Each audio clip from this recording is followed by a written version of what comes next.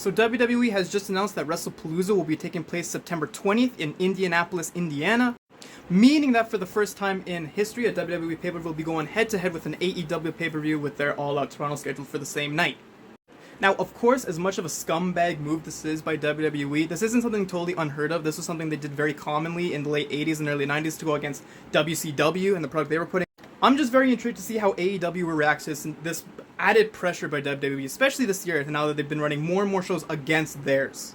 I also wonder what the effect on their numbers will be, considering, we all knew that All in Texas wasn't get outdone by whatever NXT pay-per-view they put on that same night. But when it comes down to some of the smaller shows and when WWE starts stepping up to the plate, I wonder how AEW will not only how this will impact AEW, but how they will respond to this. Because it becomes a question of if you want to try to take some of the viewership from WWE, or do you want to focus more on the people that already watch your product and try to get more people into it from there? It just depends on where you want to get all your new audience members from, or some of your new ones from. And that, of course, is ultimately going to depend on the network, people those in Warner Brothers and those in HBO, really what they're going to want out of it.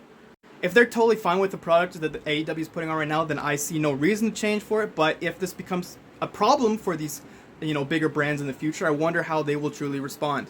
Maybe we do see a bit of a change in the booking style of AEW, where they are trying to steal away viewers and fans from WWE to start watching their shows a bit more. I can't say for sure.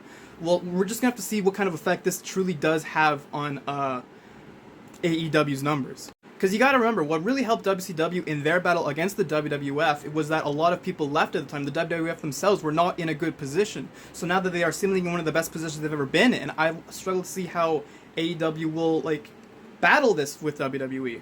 Unless, of course, this doesn't really affect AEW in any significant way and they just continue on doing what they're doing, which is totally fine in my opinion. I love both these shows, so I have no problems with that going on there. Because I think all the smart wrestling fans, what they'll do is just watch All Out Toronto and then later stream Wrestlepalooza from Netflix and stuff.